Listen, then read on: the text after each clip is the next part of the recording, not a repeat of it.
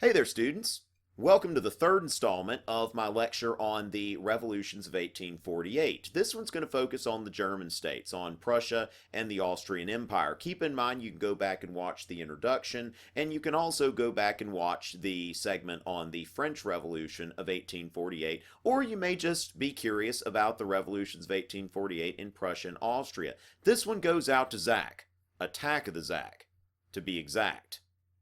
Thanks for all the love on Instagram. You rock. Rest in peace, Kurt. So on to the Germans. And the upheaval in the German states is, like anywhere else, there are a lot of different people who are upset with the conservative government, and you've got nationalists, liberals, radicals. They don't necessarily all play well with each other. And there are a lot of violent uprisings in Prussia and Austria. Here's some stuff from Prussia. We see here some dead people. A lot of people are being killed in this fighting in the streets. And a lot of people noting here, yeah, some dead people are going to have a funeral because a lot of people are dying.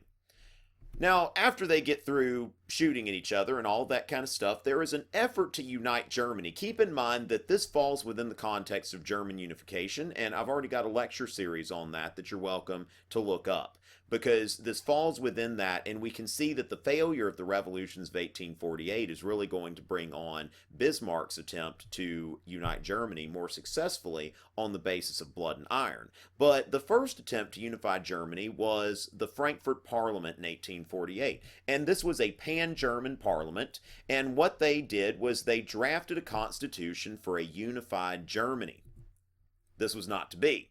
And it kind of fell apart, and just like in the French Revolution of 1848, conservatives divided and conquered these revolutionaries who really just could not agree on an agenda, and they could not maintain the support necessary to successfully unify Germany on the basis of liberalism. And instead of that, Bismarck is going to go with his blood and iron strategy.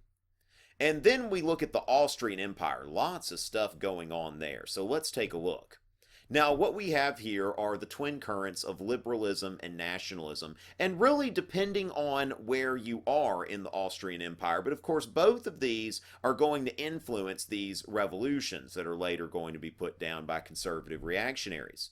Now, first of all, in Vienna, you've got this group known as the Academic Legion, and these are students. These are student revolutionaries in Vienna who take up arms and attempt to overthrow the government, and those people are eventually put down. But before that happens, Metternich has to go into exile, and he stays out for 3 years. And then when you go into the Austrian Empire, it's not just liberalism, but also a spirit of nationalism, especially in Hungary. The Hungarians were the largest ethnic minority within the Austrian Empire.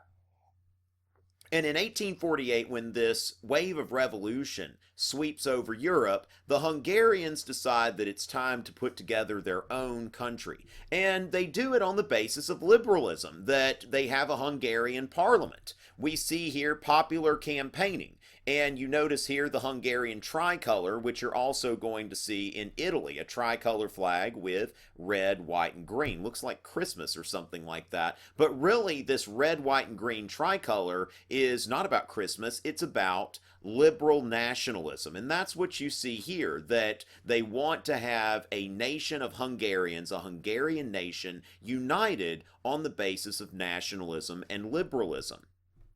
But then enter the Russians. Nicholas I, he was the Tsar of Russia, and he decided to assist the Habsburg counter-revolution. If we look at this map, Russia is right next to the Austrian Empire. So if the Hungarians have a successful revolution, then people on the outskirts of the Russian Empire may think, well, you know what, we'd like to have a revolution as well. Keep in mind that the Russians dominated a lot of people in Eastern Europe that they wanted under their sphere of influence. So the Russians decide to intervene, and Nicholas I comes in. I must break you. Don't know if anybody's seen Rocky IV. Most of you probably don't get that, but it's just this vibe about a Russian who intervenes in something like this. And sure enough, he breaks this revolution. That here is a picture of the Hungarian surrender. Looks like they're kind of sad. Looks like a horse is trying to get away. Lots of guns stacked up there with bayonets. A couple guys crying. That guy's on the ground. Dude, get up, man. That's not cool, okay? Just because you lost, that's nothing to teach children, to be a poor sport or something like that. And the Germans are really going to have to confront the futility of this revolutionary effort against the very strong conservative factions. This is a painting of the execution of Robert Blum in 1848. Now, Robert Blum was actually a Prussian that went down to Austria so that he could assist in the revolution. Well, they arrested him, and he tried to plead diplomatic immunity, like, oh, I'm a diplomat, so I should be immune and just get sent back to my country, even though I came in with the express purpose of overthrowing your government. The Austrians are like, no, no, no.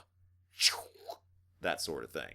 And at the end of the day, Metternich is back! Alright, so Metternich's back, and the conservatives are back in town, and all of that kind of stuff. So that essentially is the revolution in the German states. And in the next segment, I'm going to go into the revolutions of 1848 in Italy. So stay tuned for that, and hopefully you'll join me.